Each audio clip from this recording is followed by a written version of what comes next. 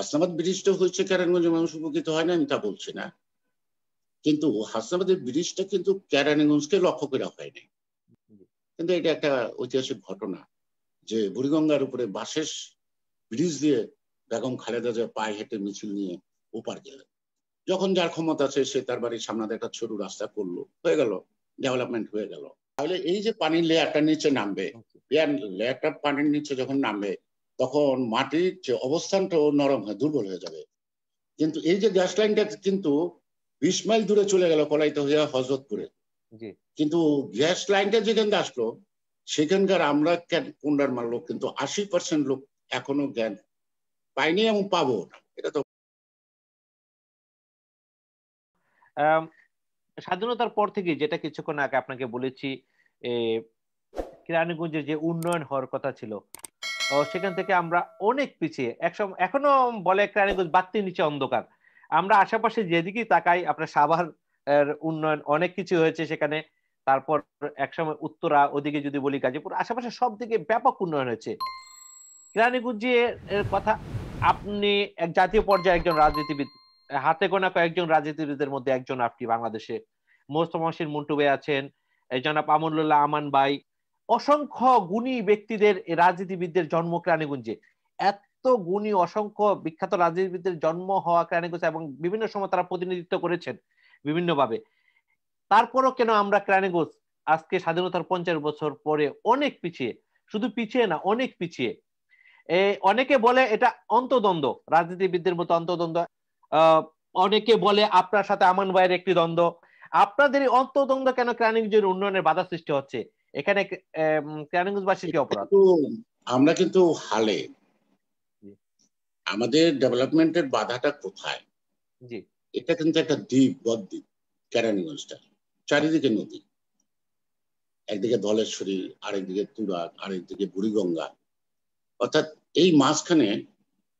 আর কেরানীগঞ্জ হলো নিম্নাঞ্চল, অর্থাৎ বর্ষাকালে অনেক পানির নিচে ডুবে যায় এবং একটা শস্য শ্যামল জায়গা কেরানীগঞ্জ।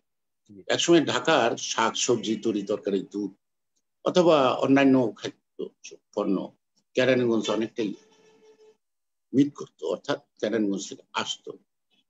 এখন উত্তরায় গেছে, উত্তরাতে কোনো নদীর তো বাধা নাই, অর্থাৎ কেরানীগঞ্জে বুড়িগঙ্গা নদীর তীরে, বুড়িগঙ্গা নদীতে একটা যোগাযোগ ব্যবস্থা, একটা ব্রিজ করার উপলব্ধিটা বা যখন করার দরকার ছিল তারা হয়তো এটুকু অনুভব করতে পারে না যে নদীতে ব্রিজ বানানো যায়, যদিও অনেক কাল আগে অনেক দেশে ব্রিজ হয়।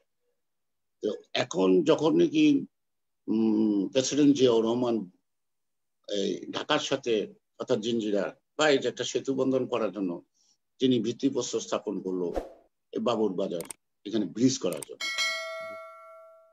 তো জিয়া রহমানের অন্তর্ধান বা তার যে নিষ্ঠুর ভাবে তার মৃত্যু, পরবর্তী পর্যায়ে হোসেন মোহাম্মদ এরশাদ আসলেন, তিনি হাইওয়ে কানেকশন এসে ব্রিজটা নিয়ে গেলেন গা হাসনাবাদ। হাসনাবাদ ব্রিজটা হয়েছে কেরানীগঞ্জের মানুষ উপকৃত হয় না, আমি তা বলছি না, কিন্তু হাসনাবাদের ব্রিজটা কিন্তু কেরানীগঞ্জকে লক্ষ্য করে হয়নি। এটা হয়েছে দক্ষিণাঞ্চলের যোগাযোগ ব্যবস্থার সাথে হাইওয়ে দৃষ্টিভঙ্গি থেকে।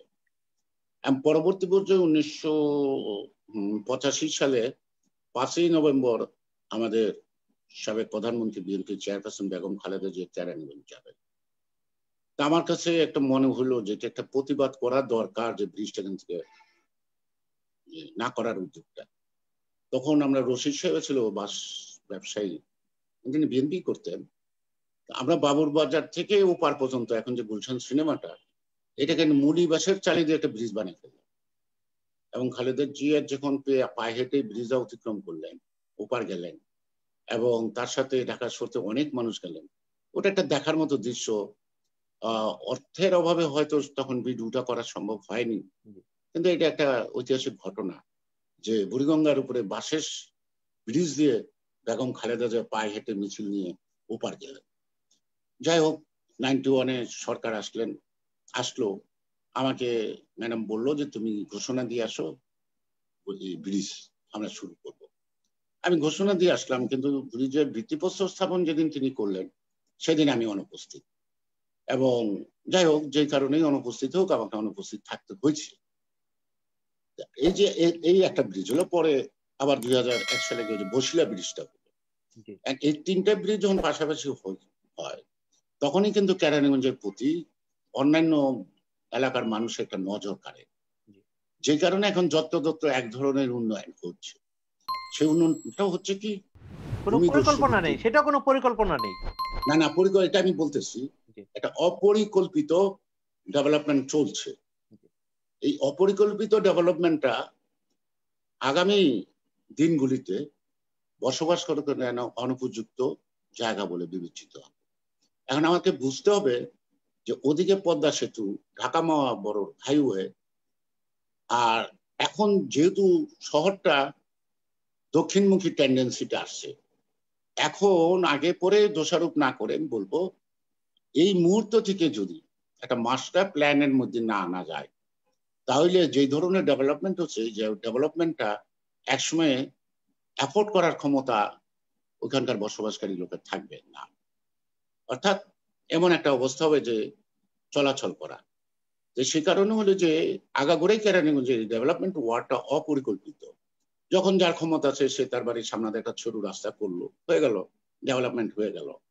কিন্তু অপরিকল্পিত ডেভেলপমেন্ট যে কতটা মানে সমস্যা হবে, আমি যদি জিঞ্জিরার যে জনঅধিক্ষ মানে অতিমাত্রার জনবসতি, সেখানে অনেক লোকের ক্যাপাসিটি আছে একটা গাড়ি কেনা, তার ছেলেদেরকে স্কুলে পড়ানোর জন্য একটা গাড়ি ঢাকায় আনার, কিন্তু গাড়িটা রাখার জায়গা নাই, বা তার বাড়িতে যে গাড়িটাতে ঢুকবে সেই জায়গাটাও নাই।